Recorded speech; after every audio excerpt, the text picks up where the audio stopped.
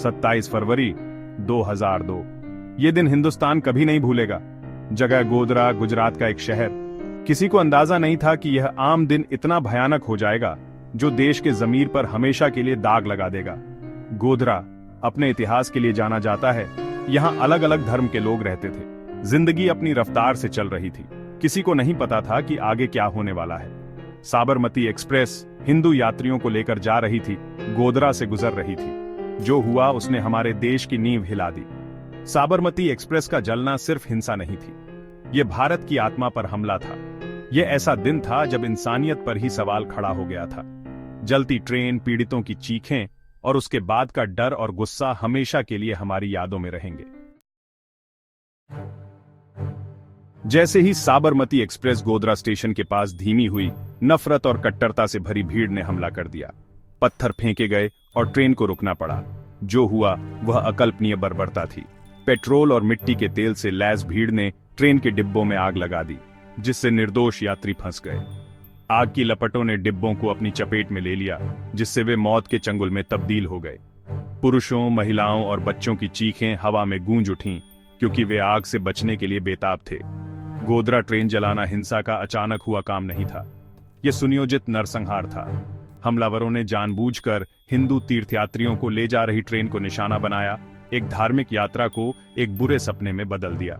इस घटना ने सांप्रदायिक सद्भाव की नाजुकता और अनियंत्रित घृणा के घातक परिणामों को उजागर किया। गोधरा त्रासदी के बाद हर तरफ शक और अफवाहों का बोलबाला था। अलग अलग विचार और कहानियां सामने आईं, हर एक ने भ्रम और फूट को और बढ़ाया। यह तब था जब कुछ बहादुर पत्रकारों और फिल्म निर्माताओं ने सच्चाई का पता लगाने का बीड़ा उठाया। साबरमती रिपोर्ट सिर्फ एक फिल्म नहीं है, यह सच्चाई की ताकत और उसे कहने वालों के साहस का प्रमाण है।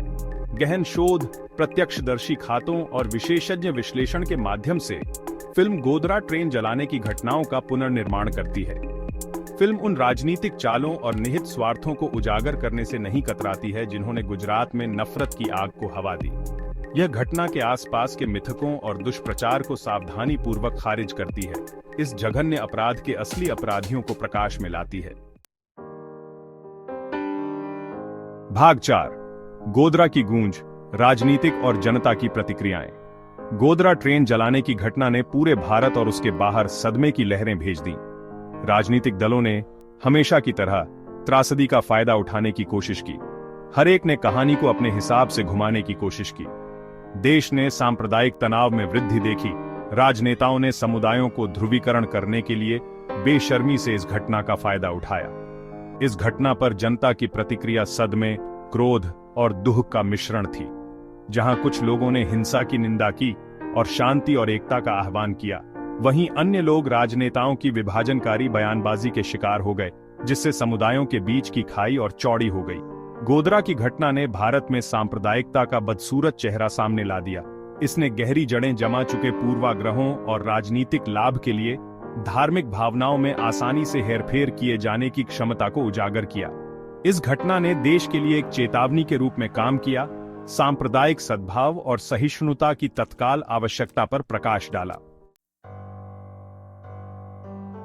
भाग 5, राष्ट्र पर दाग, गोधरा का स्थायी प्रभाव। गोधरा ट्रेन जलाना सिर्फ एक दुखद घटना नहीं थी, यह भारत के स्वतंत्रता के बाद के इतिहास में एक निर्णायक मोड़ था।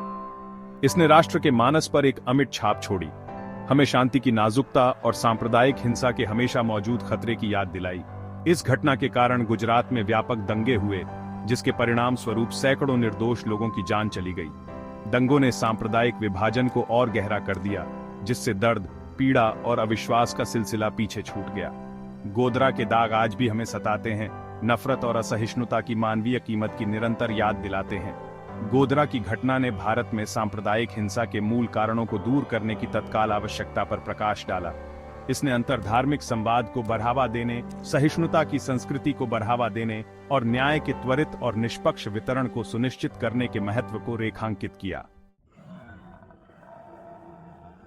भाग 6, न्याय की तलाश, शांति की तलाश।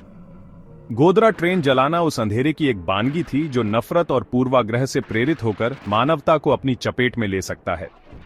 यह एक ऐसी त्रासदी है जो आज भी हमें सता रही है। पीड़ितों के लिए न्याय और राष्ट्र के लिए आत्मनिरीक्षण की मांग कर रही है। साबरमती रिपोर्ट न्याय और सुलह की इस तलाश में महत्वपूर्ण भूमिका निभाती है। सच्चाई का पता लगाकर और हिंसा के पीछे की ताकतों को उजागर करके फिल्म हमें असहज सच्चाइयों का सामना करने और उन आख्यानों को चुनौती देने के लिए मजबूर करती है।